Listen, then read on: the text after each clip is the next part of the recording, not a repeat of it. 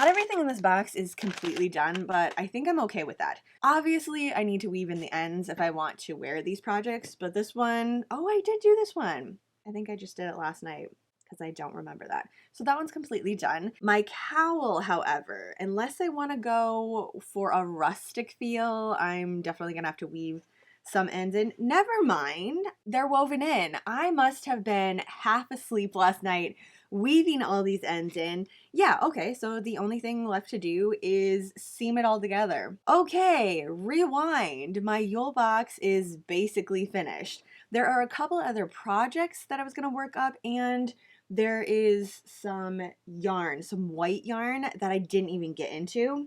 I did cake it up, however, and maybe I will use this to seam the cowl together. Because no matter what, the seam is going to be shown. Like, it's going to be visible. That's how I wanted it to be. So every single row, I ended up changing colors. I love how this turned out. It definitely took me a while, but that was intentional. So this entire box was designed for Yule this year. Really, the concept was not only choose your own adventure, but choose projects that are gonna make you happy every single day, because we're working through the longest nights. We need something exciting that I want to get up, work on every single night, even when it's just super gray out, cold. So every single thing that I did with this box was very intentional. It was not a hurry up, quick and get done type of projects. I mean, just looking at both of these, you're gonna be like, yeah, obviously, these were not quick. They were not 1 hour done, move on, next type of projects. This beanie that I made uses a fingering weight yarn. When I initially got this box, I filmed it and I was going to film every single day of what I was kind of doing, but I was going a lot of different places. I was visiting family, chit-chatting, so I would just pick it up random times of day. If I was having a little chat with my mom or we're driving somewhere, I would pick this up, bring it with me, and then work on it a little bit. So I just kind of enjoyed the moment. 2024 Yule box. Merry and Bright, cut along. Okay, this is what I was hoping for. Activities, not just yarn, but like a different assortment of things. Look at all this. Oh my gosh. These are my actual favorite candies. So if you know me, you know that I'm not a huge candy or sugar person, but there are a couple of things that really get me. York peppermint patties, and then whatever the heck these things are. I don't even know the name of them, but they are so freaking good. I think these are peppermint too. So maybe I just love peppermint. A banner, a garland, or bells for your door. This packet is a bundle of crafty goodness to explore. This creative journey is yours. Winter solstice is near. Muse sends you good vibes, contentment, and wishes you a happy new year. Wow. Oh, so much stuff. So we can make this into a banner. I am actually going to put this on my tree. Warm winter wishes. I have one that she did a couple years ago, and it was a Krampus edition. We're just going to keep adding on to it. These are so stinking cute. Ooh, that one's even a little spooky though. Little tiny ornaments or things to decorate with. Looks like we have a little ribbon here, some velour texture. I could add some yarn to this, maybe do some pom-poms. There we go. Oh, I like the idea of kind of wrapping this around, making it a little candy cane edition. How many bells do we have? That's adorable. The Finch hat. Very classic, very famous. We all love a good go-to staple hat. This is the actual pattern. So it has a code on the back to get this Finch hat. Full disclosure, I have already gotten a couple of these, but it smells amazing. Solstice simmer pot. I have been adding oranges, apples, and cranberries to mine. So we have the cute little bunnies. Ironically enough, I have all of my thread for embroidery just sitting right here. Embroidery, stick and stitch, all of those things. And I love this. Maybe on a bag, a tote, that would be pretty cool. I am such a sucker for baby Hanks, and this is like a teensy tiny baby Hank. Snow falling starling. Ooh, so we have a little bit of that shimmer in there. Natural beeswax candles. Yuletide toddy, herbal tea, rosehip and hibiscus, two of my all-time favorite things. Big chunks and pieces in my tea. Popcorn balls, very nostalgia moment for me. My grandma always makes popcorn balls for the winter winter season. And there's 2 full hanks in here. The sun, the moon, the sky, the earth, the evergreen, the celebration. These are tiny mini hanks. We open this up and it kind of just expands. But it's nice to see the colors all together. 80 yards, 20 grams times 6. So there's 6 colors in total. Superwash merino wool and 20% nylon. This is gorgeous. What is this color? Cedar smoke.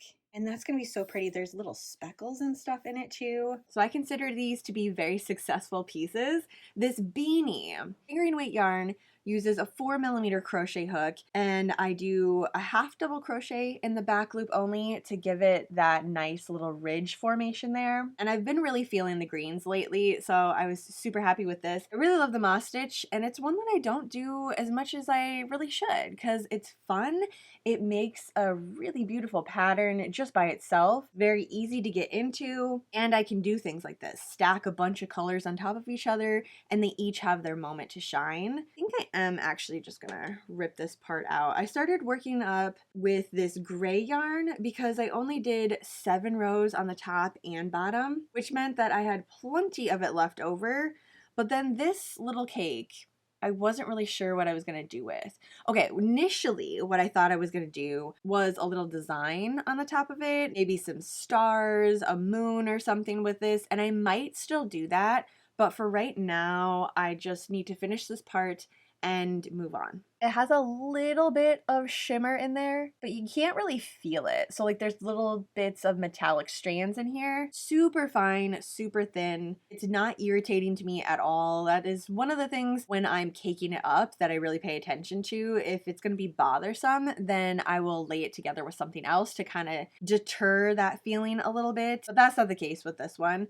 So we have the beanie totally finished. The cowl, I still need to write this entire pattern up because I feel like I'm gonna want to do this again next year. Assuming the box is available again, I will want to work it up. Otherwise, Muse 2320 normally has holiday yarn that comes out around that time.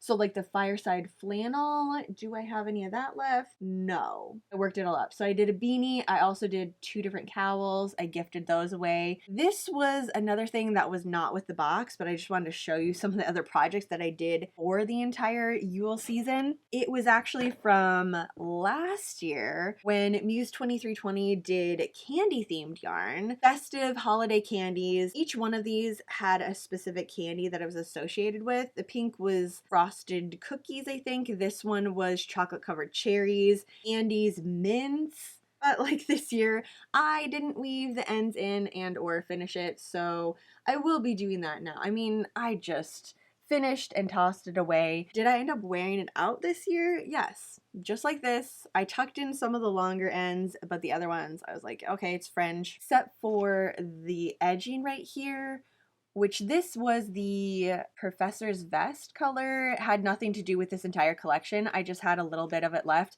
It's a 1-ply yarn, and I just thought it would be good to kind of wrap everything together. And then I have a beanie that I worked up too. This was in birch tree and dope with frock on the bottom, and the frock has a little bit of the glitter. Okay, birch bark, Pose Raven, and dope all together. The Pose Raven, I forgot in my yarn dungeon. I worked this up in the car on the way to see my family, and I just had a little bit of this left over from a different hat that I made. So really, this is what I was trying to do. It's pretty similar. It just has a little bit of the shimmer on it, which I'm not mad at all. I just don't know what I'm gonna do with this Pose Raven now. I think this is the last one that I have, and I might do another ribbed beanie with this. This one I did not weave the ends in, and it was really easy to wear this out without weaving the ends in. I just had this tiny thing right here, popped it in the middle, there we go. Good to go. So in total, out of the days that I worked this up, 4 different projects. I am counting this because I did do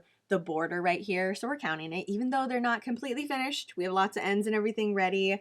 I was able to crochet a lot of cozy memories in here. These two especially, it conjures memories of coffee and really good food. Because they were projects that were really little and tiny, I could carry it with me, not only while I was traveling, but from room to room. So I'd have my tiny little Notion bag full of this project, whatever beverage I was drinking, lots of coffee, having to chit chat with my family members, setting my coffee down, working this up, switching back and forth. This one definitely has a couple of coffee spills on it too, so it just smells that much better. Thanks for hanging out with me today and checking out everything that I created from my Yule box this year. Have a super spooky rest of your day, and I will see you in my next video.